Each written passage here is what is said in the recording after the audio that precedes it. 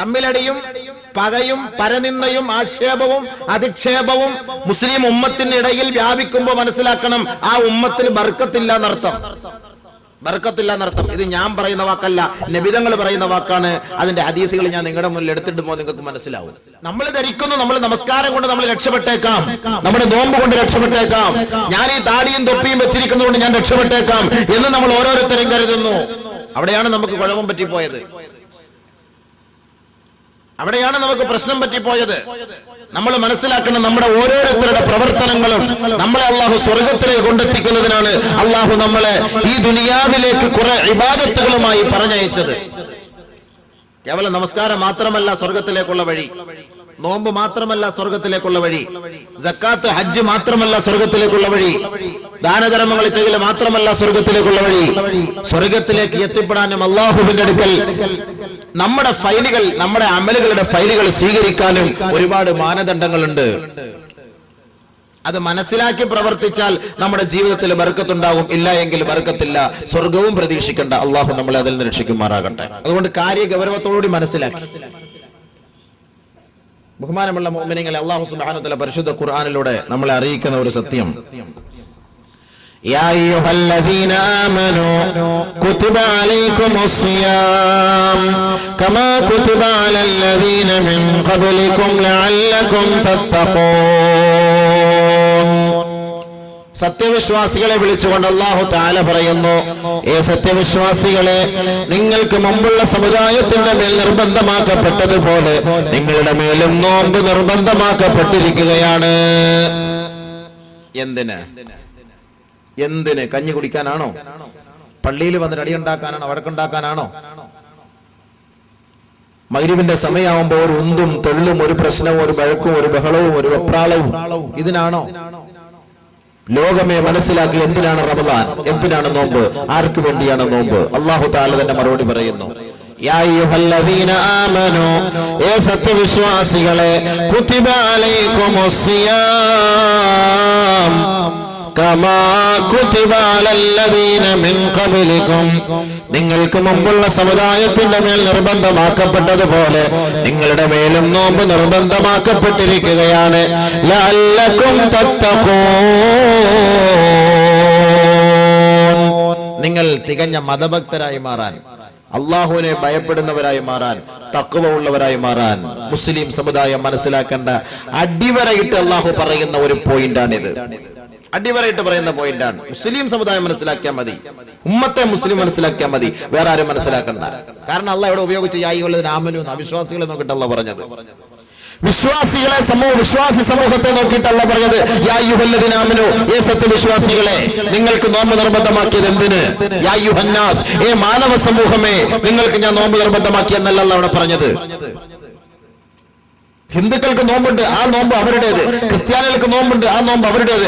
ജൂതന്മാർക്ക് നോമ്പുണ്ട്, ആ നോമ്പ് അവരുടേത്. ജൈനമതക്കാരനും ബുദ്ധമതക്കാരനും എല്ലാ ആദർശക്കാരനും നോമ്പുണ്ട്. അതായത് അവരുടെ ആദർശം അനുസരിച്ച്. ഇത് അള്ളാഹ്ക്ക് ആവശ്യമില്ല, ഈ നോമ്പ് അള്ളാഹ്ക്ക് ആവശ്യമില്ല. അള്ളാഹ്ക്ക് ആവശ്യമുള്ളത് വിശ്വാസികളുടെ നോമ്പാണ്.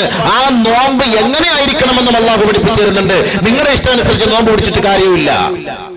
ചുമ രാവിലെ 3 മണി മുതൽ 4 മണി മുതൽ ഇടയത്താഴ് നിന്നിട്ട് പട്ടിണിക്കിരുന്ന് വൈകിട്ട് വരെ പനായും പിത്തനായി എണ്ണീട്ട് അല്ലാഹുമ്മ ലകസുംദു അബികാമന്തു അലൈക തവക്കൽതു എന്ന് പറഞ്ഞ് കാരക്കായം തിന്ന് വെള്ളം കുടിച്ചിട്ട് എന്റെ നോമ്പ് കബൂലായി എന്ന് പറഞ്ഞാലൊന്നും ആ നോമ്പൊന്നും അള്ളാഹ്ക്ക് വേണ്ട.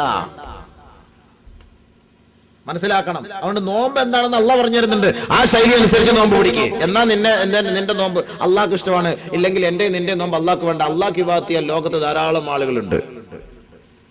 മാലാഖമാർ അള്ളാഹ്ക്ക് 24 മണിക്കൂറും ഇബാദത്ത് ചെയ്തുകൊണ്ട് കഴിയാണ്. മനുഷ്യനെ സൃഷ്ടിക്കുമ്പോൾ തന്നെ മലക്കുകൾ അല്ലാഹു തആലയോട് ചോദിച്ചില്ലേ, എന്തിനാണ് ഈ മനുഷ്യന്മാരെ സൃഷ്ടിക്കാൻ പോണത്? അല്ലാഹു കമ്മിലടിക്കുന്നവന്മാരും കലഹം ഉണ്ടാക്കുന്നവന്മാരും പിന്നെ ഫനാടയും ബിത്തനാടയും ആളുകളും പ്രശ്നക്കാരും ഒക്കെയാണ്. ഇവരെ എന്തിനാണ് നീ സൃഷ്ടിക്കുന്നത്? പഠിച്ചവനെ, ഞങ്ങൾ നിനക്ക് ഇബാദത്ത് ചെയ്യാനുണ്ടല്ലോ, ഞങ്ങൾ നിനക്ക് ഇബാദത്ത് ചെയ്തോളാം, നീ എന്തിനാണ് അവരെയൊക്കെ സൃഷ്ടിക്കുന്നത്? അള്ളാഹ് ചോദിച്ചു. അള്ളാഹയോട് മലക്കുകൾ ചോദിച്ചു. وَإِذْ قَالَ رَبُّكَ لِلْمَلَائِكَةِ إِنِّي جَاعِلٌ فِي الْأَرْضِ خَلِيفَةً قَالُوا أَتَجْعَلُ فِيهَا مَن يُفْسِدُ فِيهَا وَيَسْفِكُ الدِّمَاءَ വനഹനു നുസബ്ബിഹു ബിഹംദിക വനുഖദ്ദിസു ലക് വനഹനു നുസബ്ബിഹു ബിഹംദിക വനുഖദ്ദിസു ലക്. ഞങ്ങൾ നിനക്ക് വേണ്ടി ഇബാദത്ത് ചെയ്യുന്നുണ്ട്, നിന്നെ ഞങ്ങൾ വാഴ്ത്തുന്നുണ്ട്, നിന്നെ പ്രകീർത്തിക്കുന്നുണ്ട്, നിന്നെ സ്തുതിക്കുന്നുണ്ട്.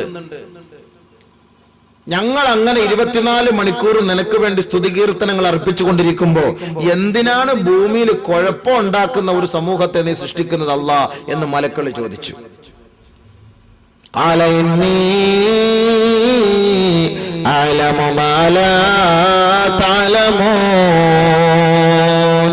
എനിക്കറിയാവുന്നത് നിങ്ങൾക്കറിയില്ല മലക്കളെ, അതുകൊണ്ട് ഞാൻ അവരെ സൃഷ്ടിക്കുക തന്നെ ചെയ്യും. അള്ളാഹു പറഞ്ഞു, എനിക്കറിയാവുന്ന പല സത്യങ്ങളും നിങ്ങൾക്കറിയില്ല, അതുകൊണ്ട് നിങ്ങൾ എന്റെ സൃഷ്ടികളാണ്. നിങ്ങൾ ഞാൻ പറയുന്നത് കേട്ടാൽ മതി. ഞാൻ ഭൂമിയിൽ കുറെ പ്രതിനിധികളെ സൃഷ്ടിക്കാൻ പോവുകയാണ്. മനുഷ്യവർഗത്തെ അല്ലാഹു തആല സൃഷ്ടിക്കുക മാത്രമല്ല ചെയ്തത്, വലഖദ് കറംനാ ബനീ ആദം, മാനവരാശിയെ ലോകത്തെ സൃഷ്ടിച്ചിട്ട് പടച്ച തമ്പുരാൻ പറഞ്ഞു, ഈ ആദമിന്റെ മക്കളെ നാം ബഹുമാനിക്കുന്നു, ആദരിക്കുന്നു. നമ്മളെയൊക്കെ അല്ല ബഹുമാനിക്കുന്നു. അപ്പൊ നമുക്കല്ലേ ബഹുമാനമില്ലാത്തത്? ലോകത്തെ സൃഷ്ടിച്ച റബ്ബ്, ജഗന്നിയന്താവായ തമ്പുരാൻ, ലോകത്തിന്റെ അധിപരാശക്തി അജയ്യനായ പടച്ച തമ്പുരാൻ നമ്മളെ ബഹുമാനിക്കുന്നു അല്ല പറയുന്നു. നമുക്ക് ദീനിന്റെ ഇൽമിനോട് ബഹുമാനമില്ല, സദസ്സിനോട് ബഹുമാനമില്ല, ദീനിനോട് ബഹുമാനമില്ല. ഉമ്മത്തിനെ തന്നെ കടിച്ചു കീറാൻ നിൽക്കുന്ന ഒരു കാലഘട്ടം. അല്ലാഹു തആല പറയുന്നു, ഞാൻ നിങ്ങളെ സ്നേഹിക്കുന്നു. മനസ്സിലാക്കി? കാര്യം ഗൗരവത്തോടെ മനസ്സിലാക്കണം. ഖുർആനിന്റെ ആശയമാണ് ഈ പറയുന്നത്. ഞാൻ ആദമിന്റെ മക്കളെ ബഹുമാനിക്കുന്നു, മനുഷ്യവംശത്തെ ഞാൻ ബഹുമാനിക്കുന്നു. അല്ലാഹു തആല പറയുകയാണ്, വലഖദ് കറംനാ ബനീ ആദം വഹമൽനാഹും ഫിൽ ബർരി വൽ ബഹർ വറസഖ്നാഹും മിനത് ത്വയ്യിബാത്. അവർക്ക് കരയിലും കടലിലും ജീവിക്കാനുള്ള സകലമാന സൗകര്യങ്ങളും നാം ചെയ്തു കൊടുത്തു. അവരെ കരയിലൂടെ നാം സഞ്ചരിപ്പിക്കുന്നു, കടലിലൂടെ നാം സഞ്ചരിപ്പിക്കുന്നു. അള്ളാഹു ചെയ്ത ഔദാര്യമാണിത്. അള്ളാഹു ചെയ്ത ഔദാര്യമാണ്. അള്ളാഹു നമ്മൾ പറയുന്ന എനിക്കും കേൾക്കുന്ന നിങ്ങൾക്കും ഇഖ്ലാസ് തരട്ടെ, ഈമാൻ തഖ്വ തരട്ടെ. നമുക്കിവിടെ വലിയ സ്ഥാനവും മാനവും അഭിമാനവും അന്തസ്സും നമുക്ക് ആവശ്യമില്ല. അള്ളാന്റെ അടുക്കൽ നമുക്ക് അന്തസ്സ് കിട്ടണം. അതിന് അള്ളാഹ് എനിക്ക് നിങ്ങൾക്കും തൗഫീഖ് തരട്ടെ.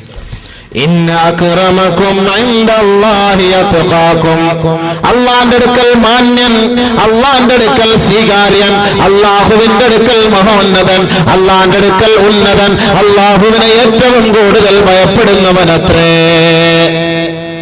പടച്ചവനെ, എനിക്കിവിടെ കോടികളുണ്ടായിരുന്നു, ഞാൻ ഇവിടുത്തെ കോൺട്രാക്ടർ ആയിരുന്നു, ഞാൻ ഈ പോര് വഴി മൊത്തം സ്വന്തമാക്കിയവനായിരുന്നു, ഈ ഭരണിക്കാവിന്റെ എല്ലാ ഉത്തരവാദിത്തങ്ങളും എന്റെ കയ്യിലായിരുന്നു അള്ളാഹു എന്നൊന്നും പറഞ്ഞിട്ട് അള്ളാഹ് മാറി നില്ലടാന്ന് പറയും. മാറണം. ഞാൻ ഇന്ന കോടീശ്വരനാണ്, ഞാൻ ഇന്ന ജില്ല മൊത്തം എന്റെ കൈകളിലായിരുന്നു, എനിക്ക് ഇത്രത്തോളം കെട്ടിടങ്ങൾ ഉണ്ടായിരുന്നു, ഞാൻ കോടികളിൽ ടാക്സ് തന്നെ അടയ്ക്കുന്നുണ്ടായിരുന്നു അള്ളാഹുവേ എന്ന് പറഞ്ഞിട്ട് അള്ളാന്റെ അടുക്കൽ ഒരു പുല്ല് വില പോലും അവർക്കില്ല. പടച്ചവന്റെ അടുക്കൽ സാധാരണ കോളനിയിൽ കിടക്കുന്ന, ലക്ഷം വീട് കോളനിയിൽ കിടക്കുന്ന കേവലം ചെറ്റ വെച്ച് അതല്ലെങ്കിൽ ഒരു ടാർപ്പ വലിച്ചു കെട്ടി അതിനകത്ത് ഒതുങ്ങിക്കൂടി അള്ളാഹുവിനെ ഭയപ്പെട്ട് ജീവിച്ച സാധാരണക്കാരനായ ഒരു മുസ്ലിം സഹോദരനോ സഹോദരിയോ മരിച്ച് റബ്ബിന്റെ ദർബാറിലേക്ക് പോകുമ്പോ അല്ലാഹു സുബ്ഹാനഹു വ തആലയുടെ മുന്നിൽ ഈ പാവപ്പെട്ട ഈ സഹോദരനായിരിക്കും മാന്യൻ. നമ്മൾ വിചാരിക്കും ഏറ്റവും വലിയ പത്രാസിന് താമസിച്ച കണ്ടു കഴിഞ്ഞാൽ 10 പേര് ആൾക്കാർ കൂടും, ഇവരൊക്കെ ആയിരിക്കും വലിയ അള്ളാന്റെ അടുക്കൽ വലിയ രക്ഷയെന്ന് നമ്മൾ ധരിക്കും. പക്ഷെ മൂപ്പിലാൻ അള്ളാഹ് തീരുമാനിക്കുന്ന വിഷയം വേറെയാണ്. അത് അല്ലാഹു തന്നെ പറയുന്ന കാര്യമാണ്. ഇന്ന അക്രമകും ഇൻദല്ലാഹി അത്ഖാകും. അല്ലാഹുവിന്റെ അടുക്കൽ ഏറ്റവും വലിയ മാന്യനും ഏറ്റവും വലിയ അല്ലാഹുവിന്റെ പ്രീതി കരസ്ഥമാക്കിയവനും അല്ലാഹുവിന്റെ അടുക്കൽ സ്വീകാര്യനും അത്ഖാകും, അവനെ ഏറ്റവും കൂടുതൽ ഭയപ്പെട്ടവനത്രേ. അല്ലാഹയെ പേടിച്ചവനാരോ അവനാണ് അല്ലാഹുവിന്റെ അടുക്കൽ സ്ഥാനം. അതിനാണ് ഞാൻ നിങ്ങൾ ഒരുമിച്ചുകൂടി അള്ളാഹയെ പേടിക്കാൻ. നമുക്കിവിടെ ഗ്രൂപ്പും ഇല്ല, നമുക്കാരെയും പഴിയാറണ്ട, നമുക്കാരെയും കളിയാക്കണ്ട, നമുക്കാരെയും ആക്ഷേപിക്കണ്ട, നമുക്കാരെയും അധിക്ഷേപിക്കണ്ട. നിങ്ങളും ഞാനും അള്ളാഹയെ പേടിച്ച് ജീവിക്കണം മരിക്കുന്നത് വരെ. അതാണ് എൻ്റെ നിങ്ങളുടെ ആഗ്രഹം. നിങ്ങളുടെ ആഗ്രഹം അതല്ലേ? അല്ല വേറെ നമുക്ക് ലക്ഷ്യമൊന്നുമില്ല, ഇവിടെ ഒരു ലക്ഷ്യവും ഇല്ല.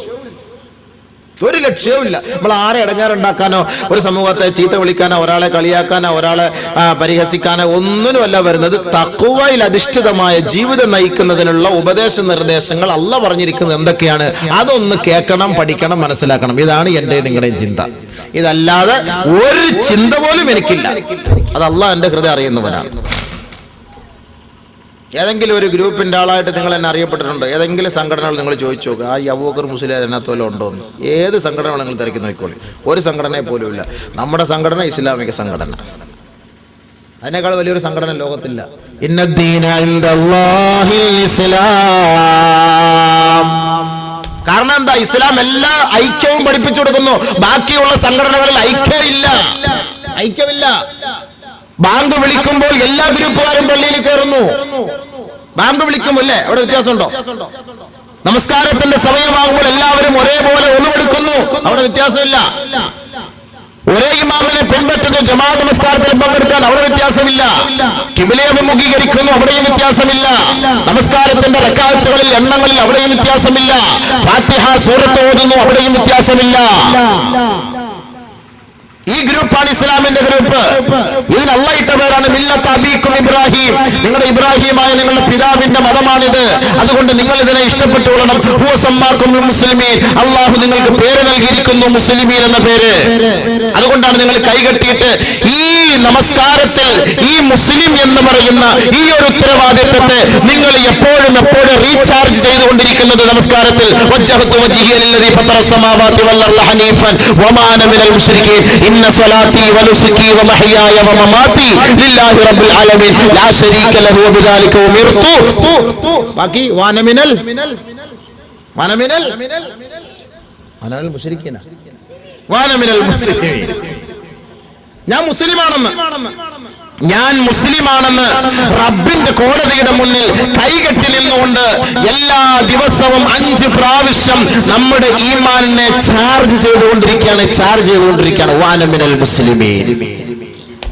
എന്നിട്ട് അല്ലാഹ് പറയുന്നു, ഈ ഇസ്ലാമിൽ നീ ഉൾപ്പെട്ടാൽ നീ രക്ഷപ്പെടും. ഈ ഇസ്ലാം അല്ലാതെ വേറെ ഏതിൽ നീ ഉൾപ്പെടുന്നു നീ രക്ഷപ്പെടുകയില്ല.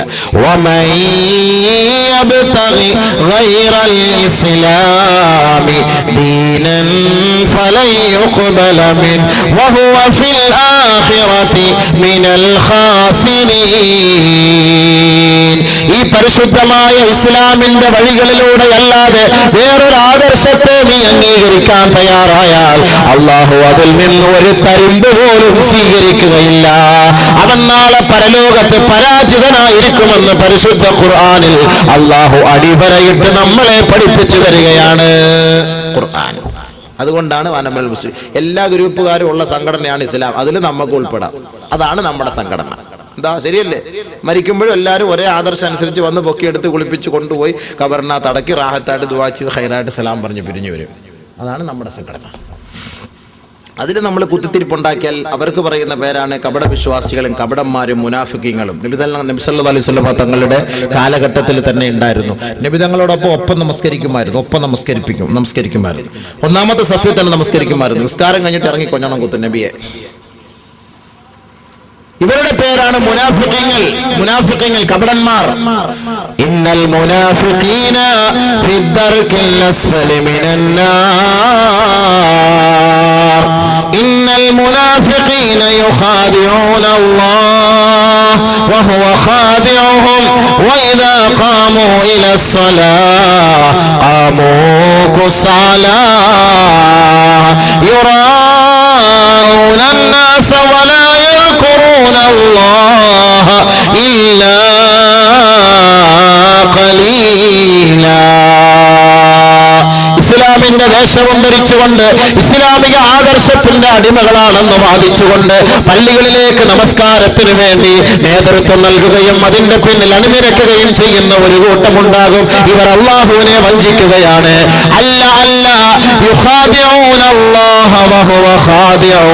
അല്ലാഹു ഇവരെ വഞ്ചിക്കുകയാണ് ചെയ്യുന്നത്.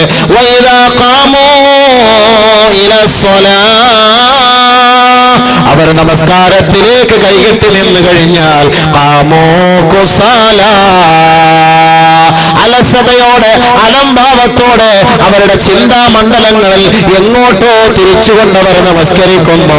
വലാ യദ്കുറൂനല്ലാഹ ഇല്ലാ ഖലീലാ, അല്ലാഹുവിനെ വളരെ തുച്ഛമായിട്ടല്ലാതെ സ്മരിക്കാറില്ല.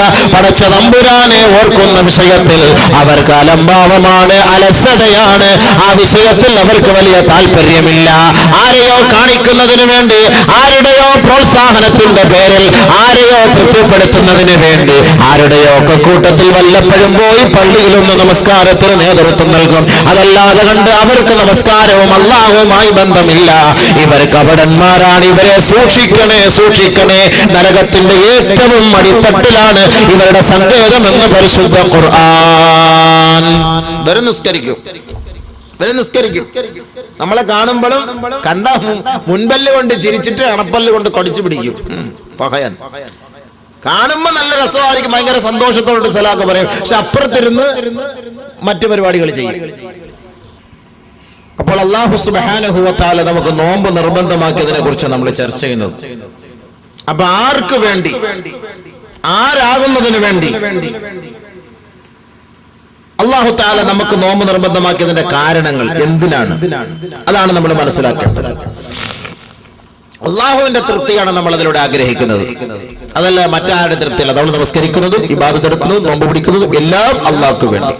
അതാണല്ലോ പ്രതിജ്ഞ ചെയ്യുമ്പോൾ നമ്മൾ കൈകെട്ടിയ ഉടനെ പറയുന്നത്, ഇന്ന സ്വലാത്തി വനുസുകി വമഹ്യായ വമമാതി ലില്ലാഹി റബ്ബിൽ ആലമീൻ. എന്റെ നമസ്കാരം, എന്റെ ഹജ്ജ് കർമ്മങ്ങൾ, എന്റെ ചലനം, എന്റെ നിശ്ചലനാവസ്ഥ, എന്റെ പ്രവർത്തനം, എന്റെ ഉറക്കം, എന്റെ ഉണർവ്, എന്റെ ജീവിതം, എന്റെ മരണം എല്ലാം ലില്ലാഹി റബ്ബിൽ ആലമീൻ, ലോകങ്ങളുടെ രക്ഷിതാവേ നിനക്ക് വേണ്ടി മാത്രമാണ് അല്ലാഹ്. നോമ്പ് പിടിക്കുമ്പോൾ നമ്മൾ നിയത്തെ നവയത്തു സൗമ ഗദിൻ അന്നദായി ഫർദ് റമളാനി ഹാദിഹി സനതി ലില്ലാഹി തആല, അല്ലാഹ്ക്ക് വേണ്ടി. നിസ്കരിക്കാൻ നേരത്ത് ഉസല്ലി ലില്ലാഹി തആല, എല്ലാം അള്ളാഹ്ക്ക് വേണ്ടിയാണ് എന്ന ഒരു ചിന്തയാണ് നമുക്ക് ഉണ്ടാക്കുന്നത്. എല്ലാം അള്ളാഹ്ക്ക് വേണ്ടി, അള്ളാഹ്ക്കല്ലാതെ മറ്റൊന്നുമില്ല. അതുകൊണ്ടാണ് അള്ളാഹ്ക്ക് വേണ്ടിയുള്ള കാര്യങ്ങൾ ചെയ്യുന്ന നമ്മളോടാണ് അള്ളാഹു പറയുന്നത്, യാ അയ്യുഹല്ലദീന ആമനൂ, ഏ സത്യവിശ്വാസികളെ, കുതിബ അലൈക്കുമുസ്സിയാം, നിങ്ങളുടെ മേൽ നിർബന്ധമാക്കപ്പെട്ടിരിക്കുകയാണ് നോമ്പ്, കമാ കുതിബ അലല്ലദീന മിൻ ഖബലികും, നിങ്ങൾക്ക് മുമ്പുള്ള സമുദായത്തിന്റെ മേൽ നിർബന്ധമാക്കപ്പെട്ടതുപോലുള്ള വ്രതം നിങ്ങളുടെ മേൽ നിർബന്ധമാക്കപ്പെട്ടിരിക്കുന്നു, ലഅല്ലകും തത്തഖൂൻ, അല്ലാഹയെ ഭയപ്പെടുന്നതിന് വേണ്ടി. അപ്പൊ നമുക്ക് ഇത്തിരി ഭയം കുറവായത് കൊണ്ട് അള്ളാഹ് ഈ നോമ്പൊക്കെ പിടിപ്പിച്ച് അള്ളാഹ് ഒന്നുകൂടെ പേടിപ്പിക്കും നമ്മളെ നമുക്കൊന്നും കൂടെ ഹൃദയത്തിൽ പേടി ഉണ്ടാക്കി തരുന്നത്. മുസ്ലിം ഉമ്മത്തിന് തമ്മിൽ ഇന്ന് അള്ളാഹുമായിട്ടൊരു ബന്ധം കുറവ്. അതുകൊണ്ടാണ് നമ്മൾ തമ്മിലൊക്കെ ഇത്തിരി അകൽച്ച അല്ലേ. ഇന്ന് കുടുംബ പശ്ചാത്തലം പരിശോധിച്ച് നോക്കിയാൽ ഇന്ന് എല്ലാവരും കൊച്ചാപ്പാടം മക്കളുമായിട്ട് മൂത്താപ്പാടം മക്കൾക്ക് ഒരു ബന്ധവുമില്ല, ചേട്ടന്റെ മക്കളുമായിട്ട് അനിയന്റെ മക്കൾക്ക് ഒരു ബന്ധവുമില്ല, ഭാര്യയുടെ കുടുംബക്കാരുമായിട്ട് ഭർത്താവിന്റെ കുടുംബത്തിന് ഒരു ബന്ധവുമില്ല, ഭർത്താവിന്റെ കുടുംബമായിട്ട് ഭാര്യയുടെ കുടുംബമായിട്ട് ബന്ധമില്ല. വളരെ വിരളം മാത്രം. നിസ്കരിക്കാനൊക്കെ ഒരു സഫിൽ കാണും, പക്ഷെ കണ്ടാ സലാം പറയൂല, മിണ്ടൂല. ഒരു ജമാഅത്തുകാരും ഒരു കുടുംബക്കാരും ഒക്കെയാണ്. ഒരു സഫിൽ തന്നെ കാണും, വാപ്പ ഇതിലേക്കൂടെ വന്നാൽ കൊച്ചാപ്പ ഇതിലേക്കൂടെ പുറത്തു പോകും, ജ്യേഷ്ഠ ഇതിലേക്കൂടെ പോയാൽ അതിനെ ഇതിലേക്കൂടെ, അനിയൻ ഇതിലേക്കൂടെ പോകും, അളിയൻ അതിലേക്കൂടെ കയറിയാൽ മച്ചമ്പി ഇതിലേക്കൂടെ ഇറങ്ങിപ്പോകും. കണ്ടാൻ വേണ്ടില്ല, എല്ലാവരും കുടുംബക്കാരാ. അവിടെയാ പ്രശ്നം, അവിടെയാണ് പ്രശ്നം. എല്ലാരും നിസ്കാരക്കാരുവാ, എല്ലാരും നോമ്പ് പിടിക്കുന്നവരുവാ, എല്ലാരും ഹാജിയാരുവാ. പക്ഷെ പ്രശ്നം എന്താ? ഇവർ തമ്മിൽ കണ്ടാൻ വേണ്ടൂല, സംസാരിക്കൂല. അതാണ് അല്ലാഹു പറയുന്നത്, അങ്ങനെ ജീവിച്ചാല് തഖ്വയോടുകൂടി എന്റെ അടുക്കൽ നിങ്ങൾക്ക് സ്ഥാനം കിട്ടൂല. കേട്ടോ, എല്ലാരും കേട്ടോ, എല്ലാരും കേട്ടോ, മനസ്സിലാക്ക്. ദീന പറയുന്ന ഖുർആനും ഹദീസും അവിടെ ആർക്കും വരാത്തൊരു സംശയവും വേണ്ട. ബഹുമാനമുള്ള സഹോദരങ്ങൾ, അല്ലാഹു പരിശുദ്ധ ഖുർആനിലെ ഒരു ആയത്ത് നമ്മൾ അറിയിക്കുകയാണ്, യാ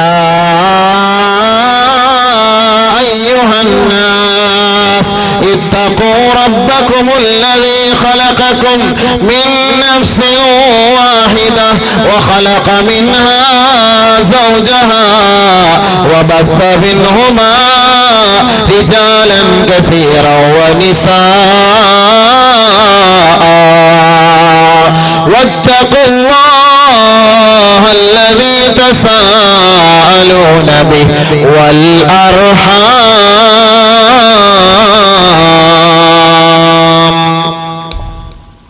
വളരെ ഗൗരവമേറിയ ഒരു പോയിന്റാണ്, ഒരായത്താണ്. ഗൗരവത്തോടുകൂടി മനസ്സിലാക്കിയാൽ ആഖിറം നമുക്ക് കിട്ടും. ഗൗരവം കുറഞ്ഞു പോയാൽ ദുനിയാവ് കിട്ടും, പക്ഷെ കബർ പോലെ ഇടിയും കിട്ടും. അതാണ് നമ്മൾ മനസ്സിലാക്കേണ്ടത്. വേറെ ഒന്നും നമ്മളിനകത്ത് ചിന്തിക്കണ്ട. നല്ല മനസ്സോടുകൂടി കേട്ടിരിക്കുക, നല്ല മനസ്സോടുകൂടി. അള്ളാഹു നമ്മുടെ ഹൃദയങ്ങൾ ഒരുമിപ്പിക്കുമാറാകട്ടെ. ഖബർ മുതലുള്ള ജീവിതം അള്ളാഹു എളുപ്പമാക്കുമാറാകട്ടെ. യാ അയ്യുഹന്നാസ്, ഏ മാനവ സമൂഹമേ, ഇത്തഖൂ റബ്ബകുമുല്ലദീ ഖലഖകും, നിങ്ങളെ സൃഷ്ടിച്ച നാഥനെ നിങ്ങൾ ഭയപ്പെടണമേ. മിൻ നഫ്സിൻ വാഹിദ, ഒരേ ആത്മാവിൽ നിന്ന്. അവിടെ തന്നെ ഐക്യമല്ല അറിയിക്കുകയാണ്. ഒരേ ആത്മാവ്, ഒരേ അച്ഛന്റെ ഒരേ അമ്മയുടെയും മക്കള് അവരൊറ്റക്കെട്ടായിരിക്കണം എന്നതിന്റെ അർത്ഥം അല്ലേ? അവര് അപ്പാക്ക് വാര വയ്ക്കുന്നവനും ഉമ്മാക്ക് വാര വയ്ക്കുന്നവനും, ഇളയ മോൻ വാപ്പ അടിച്ചിട്ട് താല്പര്യം, നടുവത്ത മോൻ ഉമ്മ എടുത്ത് താല്പര്യം, മൂത്ത മോൻ രണ്ടുപേരുടെ താല്പര്യം ഇല്ല, പ്രശ്നമാണ്. ഒരേ അച്ഛന്റെ ഒരേ അമ്മയുടെ ഒരേ വാപ്പാന്റെ ഒരേ ഉമ്മാന്റെ മക്കളാവുമ്പോ എന്തായിരിക്കണം? അവിടെ ഐക്യം ഉണ്ടാവണം. ഇതിനെ അല്ലാഹു തആല മനുഷ്യനെ സൃഷ്ടിച്ചത് ഒരേ ആത്മാവിൽ നിന്നാണ്. നിങ്ങളൊക്കെ ഐക്യത്തിന്റെ മക്കളാവണം. ഇവിടെ ഭിന്നിക്കാൻ പാടില്ല, ഇവിടെ പ്രശ്നം ഉണ്ടാക്കാൻ പാടില്ല. അതിന് അല്ലാഹു തആല ഒരേ ആണിൽ നിന്നും ഒരേ പെണ്ണിൽ നിന്നും ഒരേ ആത്മാവിൽ നിന്നും അല്ലാഹു നിങ്ങളെ സൃഷ്ടിച്ചതെന്ന് പറയാനുള്ള കാരണം, الذي خلقكم من نفس واحدة. ഒരേ ആത്മാ, അത് വ്യത്യാസമൊന്നുമില്ല. ഉള്ള വ്യത്യാസമില്ല, എല്ലാവരും ഒരേ ആത്മാവിലാണ്. يا أيها الناس إنا خلقناكم من نفس واحدة.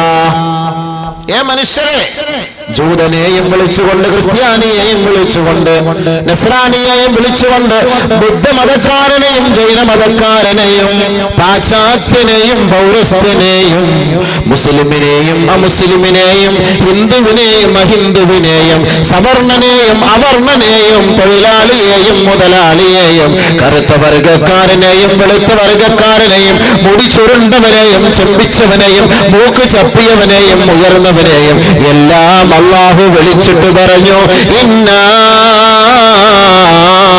ഖലഖനാകും മിൻ നഫ്സിൻ വാഹിദ. ഒരേ ആത്മാവിനാണ് നിങ്ങളെ ഞാൻ സൃഷ്ടിച്ചത്. ഇവിടെ വന്ന് അടി ഉണ്ടാക്കാനൊന്നുമല്ല എന്നതിന്റെ അർത്ഥം. വഖലഖ മിൻഹാ സൗജഹാ, അതേ ആത്മാവിൽ നിന്ന് സൃഷ്ടിക്കപ്പെട്ട മനുഷ്യവർഗത്തിൽ നിന്നും നിങ്ങൾക്ക് തണലായി തുണയായി ഇണയെ അല്ലാഹു തെരഞ്ഞെടുത്തു തന്നു. മനുഷ്യവർഗത്തിൽ തന്നെ നമുക്ക് ഭാര്യയായിട്ട് അല്ലാഹു ഒരു പെണ്ണിനെ എവിടെയൊക്കെ വെച്ചിട്ടുണ്ട്. നമ്മുടെ അവസ്ഥ മനസ്സിലാക്കുന്ന നമ്മളെ പോലെയൊക്കെ ഉള്ള മനുഷ്യകോലത്തിലുള്ള ഒരു പെണ്ണിനെ, അതല്ലാതെ മനുഷ്യർക്ക് അല്ലാഹു മൃഗത്തിനെ കെട്ടിച്ചു കൊടുത്തുള്ള അവസ്ഥ എന്തായിരിക്കും? അപ്പൊ നമ്മുടെ ഇനത്തിൽ നിന്ന് തന്നെ നമ്മുടെ അവസ്ഥ മനസ്സിലാക്കുന്ന ഒരേ അച്ഛന്റെ അമ്മയുടെ മക്കളിൽ നിന്നും ഒരേ ആത്മാവിൽ നിന്ന് വന്ന അതേ ഇനത്തിൽ നിന്നുള്ള പെണ്ണിനെ അല്ലാഹു നമുക്ക് ഇണയായി തുണയായി തന്നു. وَبَثَّ مِنْهُمَا رِجَالًا كَثِيرًا وَنِسَاءً. ആണിന്റെയും പെണ്ണിന്റെയും ഇണചേരലിലൂടെ, ദാമ്പത്യ ബന്ധത്തിലൂടെ ധാരാളം പുരുഷന്മാരെയും ധാരാളം സ്ത്രീകളെയും അല്ലാഹു ലോകത്തിന്റെ മുന്നിൽ സമ്മാനിച്ചു. അതിലൂടെയാണല്ലോ അല്ലെ, ആണിന്റെയും പെണ്ണിന്റെയും ബന്ധത്തിലൂടെ ധാരാളം ജനങ്ങളെ അല്ലാഹു ലോകത്തിന്റെ മുന്നിൽ പരിചയപ്പെടുത്തി. വത്തഖുല്ലാഹ അല്ലദീ തസാഅലൂന ബിഹി. ഏതൊരു റബ്ബിനെ കുറിച്ചാണോ നിങ്ങൾ അന്വേഷിച്ചു കൊണ്ടിരിക്കുന്നത്, ഈ ലോകത്തെ സൃഷ്ടിച്ച തമ്പുരാൻ, ഈ ബ്രഹ്മാണ്ഡ കടാഹത്തെ സൃഷ്ടിച്ച തമ്പുരാൻ, ഈ ലോകത്തെ നമ്മുടെ മുന്നിൽ പരിചയപ്പെടുത്തി തന്ന തമ്പുരാൻ, ഈ ബൃഹത്തായ ലോകത്തേക്ക് നമ്മളെ ജനിപ്പിച്ച് തയച്ച തമ്പുരാൻ, ഈ തമ്പുരാനെ കുറിച്ചാണോ നിങ്ങൾ അന്വേഷിക്കുന്നത്, ആ തമ്പുരാനെ നിങ്ങൾ ഭയപ്പെടണമേ, പേടിക്കണമേ, സൂക്ഷിക്കണമേ, സൂക്ഷിക്കണമേ. ആ അല്ലാഹയെ പേടിച്ചിട്ടാണ്, പേടിയുള്ളത് കൊണ്ടാണ് നമ്മൾ നമസ്കരിക്കുന്നത്, നോമ്പ് പിടിക്കുന്നത്, ഹജ്ജ് ചെയ്യാൻ പോകുന്നത്, സക്കാത്ത് കൊടുക്കുന്നത്, മരിക്കാൻ നേരത്ത്, അടക്കാൻ നേരത്ത് കൊണ്ടുപോകുമ്പോൾ ഭവ്യതയോടെയും പേടിച്ചും ദുആയും ചെയ്ത് ഖബറിന്റെ അവസ്ഥകളൊക്കെ കേൾക്കുമ്പോൾ പേടിയും വെപ്രാളവും ഒക്കെ ഉള്ളതിന്റെ കാരണം എന്താ? അല്ലാഹയെ പേടിയുള്ളത് കൊണ്ടാണ്. ഇല്ലേ അല്ലേ സഹോദരങ്ങളെ? അല്ലാഹയെ പേടിച്ചിട്ടാണല്ലോ അല്ലേ? അല്ലെ പിന്നെ നമ്മൾ നിസ്കരിക്കേണ്ട കാര്യമില്ലല്ലോ. അല്ലാഹയെ പേടിയില്ല, നമ്മൾ നിസ്കരിക്കേണ്ട കാര്യമില്ല. അല്ലാഹയെ പേടിയില്ല, നിസ്കരിക്കണ്ട. അല്ലാഹയെ പേടിയില്ല, ഖബറുമായി ബന്ധപ്പെടണ്ട. അല്ലാഹയെ പേടിയില്ലെങ്കിൽ എന്ത് ഹറാമും ചെയ്യാം. അല്ലാഹയെ പേടിയില്ലാത്തവരാണ് ഈ ഹറാമുമായി ബന്ധപ്പെടുന്നത്. അത് അല്ലാഹയെ പേടിയില്ലാത്തത് കൊണ്ടാണ്. പോലീസിനെ പേടിച്ചിട്ടല്ലേ ഹെൽമെറ്റ് വെച്ചോണ്ട് പോണത്? ബൈക്ക് ഓടിക്കുമ്പോ പോലീസിനെ പേടിക്കില്ലെങ്കിൽ ഹെൽമെറ്റ് വെക്കോ? ആരെങ്കിലും വെക്കോ? അവിടെ പെറ്റി അടിക്കുന്നുണ്ടെന്ന് ആരെങ്കിലും പറഞ്ഞാൽ പെട്ടെന്ന് പടപെടാന്ന് എവിടെന്നെങ്കിലും ഹെൽമെറ്റ് എടുത്ത് തലമണ്ടയ്ക്ക് എടുത്ത് വെച്ചൊരു ചട്ടി എങ്ങനെ കിട്ടിയാടുത്ത് മൂടിക്കൊണ്ട് പോകും. കാർ ഓടിച്ചോണ്ടോ ബെൽറ്റ് പെട്ടെന്ന് വലിച്ചിടും, പോലീസിനെ കണ്ടാൽ മതി. ഇത് പോലീസിനെ പേടിയുള്ളതുകൊണ്ടല്ലേ? മണൽ ലോറിയായിട്ട് പോകുമ്പോ ഫ്രണ്ടിൽ 3 മലക്കുകള്, ബാക്കിൽ 3 മലക്കുകള്, ഇടവഴിയിൽ ഊടുവഴികളെല്ലാം മലക്കുകൾ. എന്തിനാ ബൈക്കിൽ പോണത്? ആ ഒരു പോലീസ് വരുന്നുണ്ടോ എന്ന് അറിയാൻ വേണ്ടിട്ട്. അവരെ പേടിച്ചിട്ടല്ലേ ഇത് ചെയ്യണത്. ഒരു പേടിയില്ലെങ്കിൽ ഇതിന്റെയൊക്കെ ആവശ്യമുണ്ടോ? ഉണ്ടോ സുഹൃത്തുക്കളെ? ഇല്ല. അല്ലാഹയെ പേടിച്ചിട്ടാണ് നമ്മൾ നമസ്കരിക്കുന്നത്, നോമ്പ് പിടിക്കുന്നത്, ഹറാമ് സൂക്ഷിക്കുന്നത്, നാവുകളെ സൂക്ഷിക്കുന്നത്, കണ്ണുകളെ കാതുകളെ സൂക്ഷിക്കുന്നത്, വ്യഭിചരിക്കാതിരിക്കുന്നത്, പലിശ വാങ്ങാതിരിക്കുന്നത്, കള്ളു കുടിക്കാതിരിക്കുന്നത്, ആരെയും കുറ്റം പറയാതിരിക്കുന്നത്, പരിഹാസവും പരനിന്ദയും ഒഴിവാക്കുന്നത് അല്ലാഹയെ പേടിച്ചിട്ടാണ്. അല്ലാഹയെ പേടിയില്ലായിരുന്നെങ്കിൽ ഭൂമിയിൽ കുഴപ്പമായിരിക്കും. അപ്പൊ നമ്മുടെ നമസ്കാരവും ഇബാദത്തും അല്ലാഹയെ പേടിച്ചിട്ടാണെങ്കിൽ അല്ലാഹ് പറയുന്നു, ഈ നമസ്കാരവും ഇബാദത്തും ഈ കർമ്മങ്ങളും നിങ്ങൾ അല്ലാഹയെ പേടിച്ചിട്ട് സ്വർഗത്തിൽ എത്തിപ്പെടാൻ വേണ്ടിയാണെങ്കിൽ ഒരു കാര്യം കൂടെ നിങ്ങൾ പേടിക്കണം. അത് അല്ലാഹ് ഈ ആയത്തിൽ തന്നെ പറയാ, വൽ അർഹാം,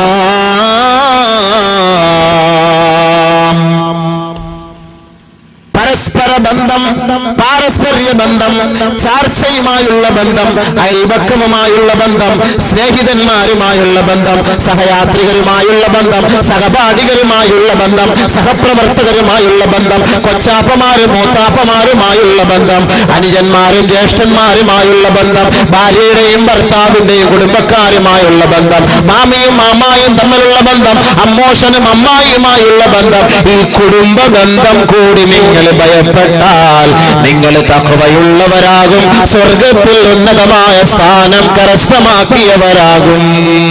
അതുകൊണ്ട് എന്നെ മാത്രം ഭയപ്പെട്ടാൽ പോരാ, വൽ അർഹാം, സ്നേഹബന്ധം, കുടുംബബന്ധം കൂടി നിങ്ങൾ ഭയപ്പെടണമേ മാനവ സമൂഹമേ. എങ്കിൽ മാത്രമേ നിങ്ങൾക്ക് രക്ഷയുള്ളൂ. ഖുർആൻ. ഇവിടെ നമ്മൾ തോറ്റുപോയി. മിണ്ടാത്തവന്മാരെല്ലാം വന്ന് നിസ്കരിക്കാൻ വരും, പരസ്പരം കണ്ടാൽ മിണ്ടൂല. 2 പള്ളിക്ക് 2 ഗേറ്റ് വെച്ചിരിക്കുന്നതാ. മിണ്ടുന്ന ഒരു ഗേറ്റിൽ കൂടെ, മിണ്ടാത്ത അടുത്ത ഗേറ്റിൽ കൂടെ. അപ്പോൾ പരിശുദ്ധ ഖുർആനിൽ അല്ലാഹു വ്യക്തമാക്കുന്നു, വൽ അർഹാം, കുടുംബ ബന്ധം കൂടെ നിങ്ങൾ ഒന്ന് ഭയപ്പെടണമേ. അതും കൂടെ ഉണ്ടെങ്കിലേ, ആ സാഹോദര്യ ബന്ധം, പാരസ്പര്യ ബന്ധം, ഇതും കൂടെ ഉണ്ടെങ്കിലേ നമുക്ക് ആഖിറത്തിൽ രക്ഷപ്പെടാൻ കഴിയുള്ളൂ. അല്ലാഹയെ പേടിക്കണമെങ്കിൽ, ആ പേടി പൂർത്തിയാകണമെങ്കിൽ, ആ തഖ്വ ഉണ്ടാക്കണമെങ്കിൽ ഇതും കൂടെ ഉണ്ടായിരിക്കണം. ഇതിനാണ് റമദാൻ മാസമാകുമ്പോൾ നമ്മൾ കൂടുതൽ കിറ്റ് വിതരണം ചെയ്യുകയും എല്ലാവരെയും പോയി കണ്ട് മുസാഫാത്ത് ചെയ്യുകയും മിണ്ടാത്തവരും ഉരിയാടാത്തവരുമായുള്ള ബന്ധം സുദൃഢമാക്കുകയും ചെയ്യുന്നതിന് നമ്മൾ പ്രയോജനപ്പെടുത്തുന്ന മാസം റമദാനാണ്, അല്ലേ? റമദാൻ മാസമാകുമ്പോൾ എല്ലാവരെയൊക്കെ ഒന്ന് കണ്ട് മുസാഫാത്ത് ചെയ്യുക, എന്തെങ്കിലുമൊക്കെ ഹദിയ കൊണ്ട് കൊടുക്കുക, സമ്മാനം കൊടുക്കുക, ഉടുപ്പും മുണ്ടും തുണിയൊക്കെ മേടിച്ചു കൊടുക്കുക, ആഹാരങ്ങളോ അവർക്ക് കഞ്ഞി വെക്കാനുള്ള അരിയോ മറ്റു കാര്യങ്ങളൊക്കെ മേടിച്ചു കൊടുക്കുന്നതൊക്കെ റമദാൻ മാസമാകുമ്പോഴാണ്. കാരണം എന്താ? റമദാൻ ആവുമ്പോൾ ഇവരുടെയൊക്കെ ഹൃദയം ഒന്ന് അലിയും. ബാക്കിയുള്ള സമയം പോലെയല്ല. പിരിവുകാര് കൂടുന്ന മാസമാണ് റമദാനിന്റെ മാസം. കാരണം എന്താ? ഏത് കൊടുക്കാത്തവന് റമദാൻ മാസമാകുമ്പോ എന്നാ ഒന്ന് കൊടുത്തേക്കാം എന്ന് പറഞ്ഞു കൊടുക്കും. ഏത് നമസ്കരിക്കാത്തവനും റമദാൻ ആവുമ്പോൾ നമസ്കരിക്കാൻ തയ്യാറാകും. ഏത് സക്കാത്ത് കൊടുക്കാത്തവനും റമദാനിന്റെ മാസമാകുമ്പോൾ ഈ കണക്കുകളെല്ലാം കൂടെ കൂട്ടിയിട്ട് സക്കാത്ത് കൊടുക്കാൻ തയ്യാറാകും. ഏത് ഹറാമ് ചെയ്യുന്നവനും റമദാൻ മാസമാകുമ്പോൾ ആ ഹറാമിൽ നിന്ന് ലീവ് എടുക്കും, അല്ലേ? ശരിയല്ലേ? വെള്ളം അടിക്കുന്നവൻ ബിവറേജസ് കോർപ്പറേഷനിൽ നിങ്ങൾ കണക്ക് നോക്കിക്കോളി, പോയി ചോദിച്ചോളി.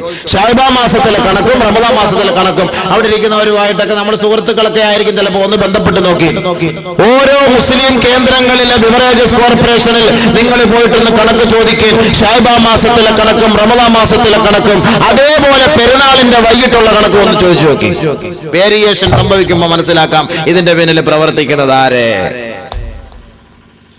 27 കഴിയണം. ആ ബിവറേജസ് ഇരിക്കുന്നവരെന്ന് പറയാ 27 കഴിഞ്ഞാൽ മാത്രമേ ഞങ്ങൾക്ക് എന്തെങ്കിലും കാശ് കിട്ടുള്ളൂ. 27-ാം രാവ് കഴിയണം. 27-ന്റെ അന്ന് പള്ളിയിൽ വന്ന് ഒരു തൗബ ചെയ്ത് എല്ലാവരും കണ്ണൊക്കെ അടച്ച് ലൈറ്റൊക്കെ അടച്ച് ദുആക്കെ ചെയ്തിട്ട് തിരിച്ചു പോയാൽ ഇവൻ കരുതുന്നത് എന്താ, ഇനി അടുത്ത വർഷം വരെ എന്റെ പാവം എല്ലാം മാറി, അതുകൊണ്ട് എനിക്ക് ഉഷാറായിട്ട് എനിക്ക് പുതിയ പുതിയ ബ്രാൻഡുകൾ കുടിച്ചു കുടിച്ച് എനിക്ക് സന്തോഷിക്കാന്നുള്ള നീയത്തോടു കൂടിയാണ് പള്ളിയിൽ നിന്ന് ഇറങ്ങുന്നത്. പടിവാതിൽക്കൽ 27-ാം രാവിന്റെ അന്ന് അങ്ങനല്ലേ? 27-ാം രാവ് കഴിഞ്ഞാൽ അവിടെ കണക്ക് കൂടും, വേരിയേഷൻ. റമദാൻ തുടക്കം മുതൽ 27 വരെ വലിയ ഡിമ്മാണത്. ഏതെങ്കിലും ഒരു പടം റിലീസ് ആക്കാൻ ആഗ്രഹിച്ചാൽ റമദാൻ മാസത്തെ റിലീസ് ആക്കൂല. കാരണം എന്താ? കാക്കാമാർ അത് കാണൂല, ഉറപ്പാണെന്നറിയാം. അതുകൊണ്ട് അവർ പരാജയപ്പെട്ടു പോകും. അതുകൊണ്ട് റമദാൻ കഴിഞ്ഞിട്ട് ഈദ് സ്പെഷ്യൽ റമദാൻ സ്പെഷ്യൽ എന്ന് പറഞ്ഞ് ഒരു റിലീസ് പടം വന്നാൽ പെരുന്നാൾ നിസ്കാരവും കഴിഞ്ഞ് ബിരിയാണി നെയ്ച്ചോറ് പഠിച്ചിട്ട് ആ പുത്തനുടുപ്പ് പള്ളിയിൽ വന്ന് നമസ്കരിച്ച് അതേ വസ്ത്രം ഇട്ടുകൊണ്ട് നേരെ പൊണ്ടാട്ടിയെ വിളിച്ചോണ്ട് പോകും തിയേറ്ററിലേക്ക്. പെരുന്നാൾ ആഘോഷം. കോളേജിനകത്ത് വലിയ വലിയ വണ്ടിയിലും പോകും. ആയത്തെക്കുറിച്ച് ഫ്രണ്ട് ഇട്ടേക്കും, ആയത്തെക്കുറിച്ച് കാറിനകത്ത്. അത് തിയേറ്ററിന്റെ ഫ്രണ്ടിൽ കൊണ്ട് അവിടെ ഇടും. ആയത്തെക്കുറിച്ച് ഇങ്ങനെ ആടിക്കൊണ്ടേയിരിക്കും, ബർക്കത്ത് കിട്ടാൻ വേണ്ടി വരുന്നവരെ. വാഹനത്തില് തവക്കൽതു അലല്ലാഹ് എന്ന് പറഞ്ഞിട്ട് വലിയ ഒരു ബോർഡ് എഴുതി അതിനകത്ത് ഒട്ടിച്ചിരിക്കും, ഒരു സ്റ്റിക്കർ ഒട്ടിച്ചിരിക്കും. ഇതും കൊണ്ടാണ് നേരെ കൊണ്ട് ട്രെയിൻ കാണാൻ കയറുന്നത്, ബോംബെ കാണാൻ കയറുന്നത്. പരിശുദ്ധ അള്ളാഹുവിന്റെ ആയത്തുകൾ ഇപ്പൊ പുതിയൊരു ലിസ്റ്റ് ഇറങ്ങിയിട്ടുണ്ട്. മാഷാ അല്ലാഹ് തബാറകല്ലാഹ് വണ്ടിയുടെ ഫ്രണ്ടിലും ബാക്കിലും. ഇതൊക്കെ എഴുതി വെക്കാൻ വേണ്ടിട്ട് കിട്ടിയ സ്ഥലങ്ങളാ ഇതൊക്കെ. മാഷാ അല്ലാഹ് തബാറകല്ലാഹ്. അപ്പൊ ഇത് എഴുതിയിട്ട് നേരെ കൊണ്ടുപോയിരുന്ന എവിടെ? തിയേറ്ററിനകത്ത് അല്ലെങ്കിൽ ബിവറേജസിന്റെ ഫ്രണ്ടില്. ഇസ്ലാമിന് നാണക്കേട് ഉണ്ടാക്കുകയല്ലേ ഈ നാമങ്ങളൊക്കെ എഴുതി ഉച്ചരിച്ചിട്ട്? പർദ ഇട്ടുകൊണ്ട് എത്ര പെണ്ണുങ്ങളാണ് കൊല്ലം തിയേറ്ററുകളിൽ വരുന്നത്, പർദ ഇട്ടുകൊണ്ട്. ബഹുമാനമുള്ള സഹോദരങ്ങളെ, അവസാനത്തെ ഷോ, സെക്കൻഡ് ഷോ ഇല്ലയോ? അവസാനത്തെ ഷോയ്ക്ക് പറയുക സെക്കൻഡ് ഷോ, ലാസ്റ്റ്. അപ്പൊ ആരും കാണൂലല്ലോ, എല്ലാവരും പർദ ഇട്ടുകൊണ്ട് തിയേറ്ററിന്റെ ഫ്രണ്ടിൽ വണ്ടി അടക്കം ആയത്തെക്കുറിച്ച് നാടിക്കൊണ്ടിരിക്കും. ബഹുമാനമുള്ള മുഅ്മിനീകളെ, ഇസ്ലാമിന് നാണക്കേട് ഉണ്ടാക്കുന്നു. ഇവര് പോയി നമസ്കരിക്കുന്നു. വല്ലാഹി സത്യം, ഇവർ മുനാഫിക്കീങ്ങളാണ്. ഈ നമസ്കാരം അല്ലാഹ് എന്തിന്? അതാ അല്ലാഹ് പറയുന്നത്. നിങ്ങൾക്ക് തഖ്വ ഉണ്ടാകണം. തഖ്വ ഉണ്ടെങ്കിൽ മാത്രമേ നിങ്ങളുടെ ഈ പ്രവർത്തനങ്ങളൊക്കെ എന്റെ മുന്നിൽ സ്വീകരിക്കുകയുള്ളൂ. അതുകൊണ്ട് നിങ്ങൾ തഖ്വ ഉണ്ടാക്കിയെടുക്കാൻ നിങ്ങൾ നോമ്പ് പിടിച്ചാൽ നിങ്ങൾ തഖ്വയുള്ളവരായി മാറുമെന്ന് അല്ലാഹു നമുക്ക് അടിവരയിട്ട് പറയുന്നു. വേറെ ഒരു കാര്യത്തിലൂടെ നമുക്ക് തഖ്വ ഉണ്ടാക്കിയെടുക്കാൻ പറ്റില്ല. നമസ്കാരത്തിൽ നമുക്ക് തഖ്വ ഉണ്ടാക്കിയെടുക്കാൻ ആരെങ്കിലും വാദിക്കാൻ പറ്റുമോ? നമസ്കാരത്തിലൂടെ നമുക്ക് തഖ്വ ഉണ്ടാക്കിയെടുക്കാൻ പറ്റൂല. തഖ്വ ഉള്ളവരുടെ ജോലിയാണ് നമസ്കാരം. നമസ്കാരത്തിലൂടെ തഖ്വ ഉണ്ടാക്കിയെടുക്കാൻ കഴിയുമായിരുന്നുവെങ്കിൽ ഇന്ന് ഈ നാട്ടിലുള്ള സഹോദരങ്ങളൊക്കെ പള്ളികൾ കൊണ്ട് നിറയുമായിരുന്നു, സഫുകളിൽ അണിനിരക്കുമായിരുന്നു. എത്രയെത്ര ചെറുപ്പക്കാരായ സഹോദരങ്ങൾ, എത്രയെത്ര ചെറുപ്പക്കാരികളായ സഹോദരിമാർ അവരുടെ വീടുകളിൽ നമസ്കാരത്തിന് സമയമാകുമ്പോൾ സിനിമാ തിയേറ്ററിനെ പോലും തോൽപ്പിക്കുന്ന തരത്തിലുള്ള അശ്ലീലങ്ങളും കണ്ടുകൊണ്ട് രസിച്ചുകൊണ്ടിരിക്കുന്നു. കുഞ്ഞുമക്കളെ അടക്കം മടിയിലെടുത്ത് വെച്ച് ഭക്ഷണം വാരിക്കൊടുക്കുകയും സിനിമ സീരിയൽ കണ്ട് രസിക്കുകയും ചെയ്യുന്ന നാണം കെട്ട ഗതികേട് ഇന്ന് മുസ്ലിം കുടുംബത്തിൽ ഇവിടെ ഇന്ന് തകർന്ന് തരിപ്പണമായി കൊണ്ടിരിക്കുമ്പോൾ, മുസ്ലിം ചെറുപ്പക്കാർ പള്ളികളുടെ കവലകളിൽ സംസാരിച്ചു കൊണ്ടിരിക്കുമ്പോൾ കേവലം 2-3 എക്സ്പയർ കിളവന്മാരെയും വെച്ചിട്ട് പള്ളിയിലെ ഇമാമ് നമസ്കരിക്കുകയാ. ചുറുചുറുക്കുള്ള ചോരത്തിളപ്പുള്ള ചെറുപ്പക്കാരെല്ലാം പള്ളിയുടെ മുന്നിൽ കവലയിൽ 250 മൊബൈലുമായി അവിടുത്തെ റിസർച്ചുമായി ഓരോ പെണ്ണിന്റെ അംഗലാവണ്യവും വിളമ്പിക്കൊണ്ട് അവിടുത്തെ ചർച്ച, ഇവിടുത്തെ ചർച്ച, അവിടുത്തെ നെറ്റി എല്ലാം കൂടെ വരച്ച് അങ്ങനെ പള്ളിയുടെ കവലയിൽ ഇരിക്കുക. പള്ളിക്കകത്ത് മൂക്കി പഞ്ഞി വെക്കാറായ 2-3 കിളവന്മാര് മാത്രം. എന്നാ പള്ളി അങ്ങനല്ലേ? ചെറുപ്പക്കാർക്ക് സ്ഥാനമുണ്ടോ? പള്ളിയുമായിട്ട് ബന്ധമുണ്ടോ? എന്താ ഇതിന്റെ ഒക്കെ പിന്നില്? തഖ്വ എന്ന് പറയുന്ന സാധനമില്ല. തഖ്വ എന്ന് പറയുന്ന സാധനം ഇല്ലാത്തത് കൊണ്ടാണ്, അല്ലാഹയെ പേടിയില്ലാത്തത് കൊണ്ടാണ് ഇവരിങ്ങനെ കാണിക്കുന്നത്. അല്ലാഹയെ പേടി ഉണ്ടായിരുന്നെങ്കിൽ ഒരിക്കലും ഇങ്ങനെ ഇവർ ചെയ്യുമായിരുന്നില്ല.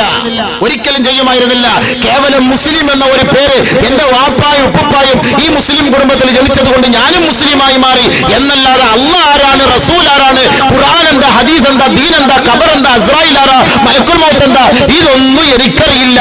പണ്ടുപോലെ എന്റെ വാപ്പ ജുമാഅത്ത് നിസ്കരിക്കാൻ പോകുന്നു, അതുകൊണ്ട് ഞാനും പോകുന്നു. പണ്ടുപോലെ എന്റെ വാപ്പ 5 വഖ്ത് നിസ്കരിക്കാൻ പോകുന്നു, അതുകൊണ്ട് ഞാനും പോകുന്നു. പണ്ടുപോലെ എന്റെ വാപ്പ ലോട്ടറി എടുക്കുന്നു, ലോട്ടറി എടുത്തിട്ട് പോക്കറ്റിൽ വെച്ചിട്ട് നിസ്കരിക്കാൻ വേണ്ടി പള്ളിയിൽ പോകുന്നു, അതുകൊണ്ട് ആ പാരമ്പര്യം നിലനിർത്താൻ വേണ്ടി ഞാനും ലോട്ടറി എടുക്കുന്നു, പോക്കറ്റിൽ വെക്കുന്നു, പോയി നിസ്കരിക്കുന്നു. ആ പാരമ്പര്യം ഇവിടെ അല്ലാഹയെ പേടി, ഇവിടെ അല്ലാഹയെ പേടിയുള്ള ലോട്ടറി എടുത്തോണ്ട് പള്ളിയിൽ പോകും. സുബഹി നമസ്കാരം കഴിഞ്ഞ് തൊപ്പിയും വെച്ചിട്ട് ചായ കുടിച്ചിട്ട്, സുബഹി നമസ്കാരം കഴിഞ്ഞ് ചായക്കടലിൽ ചായയും കുടിച്ച് കേക്ക് നിന്നിട്ട് ഏതെങ്കിലും ഒക്കെ ഒരു പത്രക്കാരനെ വിളിച്ചിട്ട് ആദ്യം മോനെ പെട്ടെന്ന് നമ്മൾ വിചാരിക്കും എന്തൊക്കെ വാർത്ത നോക്കാനായിരിക്കും എന്ന്. അവസാനത്തെ പേജ് എടുത്ത് വെച്ചിട്ട് പോക്കറ്റിരിക്കുന്ന സാധനം എടുത്ത് വെച്ച് ഇങ്ങനെ തുലനം ചെയ്ത് നോക്കും. ആര്? സുബഹി നമസ്കാരത്തിൽ ഒന്നാമത്തെ സഫയിൽ എന്താ സുബഹി നോക്കാം. ഇനി 10 ലക്ഷം അടിച്ചെന്നിരിക്കട്ടെ, അയാൾക്ക് എന്ത് സന്തോഷമായിരിക്കും. ആ പൈസ കൊണ്ടല്ലേ തന്റെ മക്കൾക്ക് കൊടുക്കുക, ആ പൈസ കൊണ്ടല്ലേ ഉസ്താദന്മാർക്ക് ഹദിയ കൊടുക്കുക, ആ പൈസ കൊണ്ടല്ലേ മറ്റെന്തെങ്കിലും സദഖയുമായി ബന്ധപ്പെട്ട കാര്യങ്ങൾ ചെയ്യുക. നമസ്കാരത്തിന് കുറവുണ്ടോ? ഒരു കുറവുമില്ല. ലോട്ടറി എടുക്കുമ്പോഴേ നിയത്തേക്കും പഠിച്ചവനെ റബ്ബേ, അള്ളാഹുവിൽ അടിച്ചു കഴിഞ്ഞാൽ ഈ പള്ളിയുടെ കാണിക്കവഞ്ചിക്ക് പെയിന്റ് ഞാൻ അടിച്ചു കൊടുത്തേക്കാൻ പഠിച്ച തമ്പുരാനെ. ലോട്ടറി എടുക്കുമ്പോഴേ നിയത്തെയും അതങ്ങാനല്ല പൊട്ടക്കണ്ണ മാവ് എറിഞ്ഞവർ അടിച്ചാൽ അയാൾ ആ പൈസയും കൊണ്ടുവരും. കമ്മറ്റിക്കാർ നോക്കിയിരിക്കുക പെട്ടെന്ന് കാശിഞ്ഞ്, അത് എവിടുന്ന് വന്നാലും അവർക്കത് പ്രശ്നമില്ല. കാശിഞ്ഞ് വരട്ടെ. ഇവിടെ കാശില്ലാതെ ഇവിടെ കുറെ നാളെ പെയിന്റ് അടിക്കാതെ കിടക്കാൻ, നീ കാശ് കൊണ്ടുപോവാ, നീ എവിടുന്ന് കൊണ്ടുപോകും, നമുക്ക് എന്തുകൊണ്ട് നമുക്ക് പ്രശ്നം അതാണ്. തഖ്വയില്ല. തഖ്വയുള്ളവനായിരുന്നുവെങ്കിൽ സ്വന്തം അയൽപക്ക ബന്ധം അവൻ സുദൃഢമാക്കുമായിരുന്നു. സുഹൃത്തിനെ കാണുമ്പോൾ സലാം ചൊല്ലുമായിരുന്നു, കൂട്ടുകാരനെ കാണുമ്പോൾ കൈ കൊടുക്കുമായിരുന്നു, കൊച്ചാപ്പടെ മൂത്താപ്പടെ മക്കളെ കാണുമ്പോൾ അവന്റെ ബന്ധം അവൻ രൂഢമൂലമാക്കുമായിരുന്നു. ഇതൊന്നും ഇന്ന് നമ്മുടെ നാട്ടിൽ നടപ്പില്ല. പരസ്പരം കൊഞ്ഞണം കുത്തുകയും കളിയാക്കുകയും പരിഹസിക്കുകയും, ഒരുത്തൻ മൈക്ക് വെച്ചിട്ടുമ്പോൾ അടുത്തവന്റെ പിന്നിൽ മൈക്ക് വെച്ചിട്ട്, ഒരുത്തൻ നോട്ടീസ് ഇറക്കുമ്പോൾ അടുത്തവനെതിരെ നോട്ടീസ് ഇറക്കുക, ഒരുത്തൻ പരിഹസിക്കുമ്പോൾ അതിനെതിരെ ഒരുത്തൻ പരിഹസിക്കുക. ഇതാണ് നമ്മുടെ നാട്ടിൽ നടക്കുന്ന ശൈലി. ഇത് തഖ്വ ഉണ്ടെങ്കിൽ ഇതൊന്നും നടക്കൂല. അതുകൊണ്ട് അല്ലാഹ് പറയുന്ന ആ ബന്ധം കൂടെ നിങ്ങളൊന്ന് പേടിയിരേ. ബഹുമാനപ്പെട്ട നബിയുനാ റസൂലുള്ളാഹി സ്വല്ലല്ലാഹു അലൈഹി വസല്ലമ തങ്ങൾ പറയുന്നു, തുറദുൽ അഅമാലു ഫീ കുല്ലി ജുമഅത്തിൻ മറത്തൈൻ. എല്ലാ ദിവസവും എല്ലാ ആഴ്ചയിലും 2 പ്രാവശ്യം, 2 ദിവസമായി 2 പ്രാവശ്യം അല്ലാഹുവിന്റെ ദർബാറിൽ ഒരു മനുഷ്യന്റെ ഇബാദത്തുകൾ, അവൻ ചെയ്ത കർമ്മങ്ങൾ അല്ലാഹുവിന്റെ അടുക്കൽ കാണിക്കപ്പെടുമത്രേ. നമ്മുടെ അമലുകളൊക്കെ എല്ലാ ആഴ്ചയിലും 2 ദിവസം അള്ളാഹ് എടുക്കുക. ഇത് അബൂബക്കറിന്റെ പണി, ഇത് അബൂബക്കർ ചെയ്തത്, ഇത് ഇന്നാളെ ചെയ്തത്, ഇത് ഇന്നാളെ ചെയ്തത്, ഇത് ഇന്നാളെ ചെയ്തത്, ഇത് ഇന്നാളെ അള്ളാഹ് കാണിച്ചു കൊടുക്കും. അള്ളാഹിന്റെ അടുക്കൽ മലക്കൾ കാണിച്ചു കൊടുക്കും. എല്ലാ ആഴ്ചയിലും 2 പ്രാവശ്യം അള്ളാഹുവിന്റെ ദർബാറിൽ നാം ചെയ്യുന്ന കർമ്മങ്ങൾ കാണിച്ചു കൊടുക്കും അത്രേ.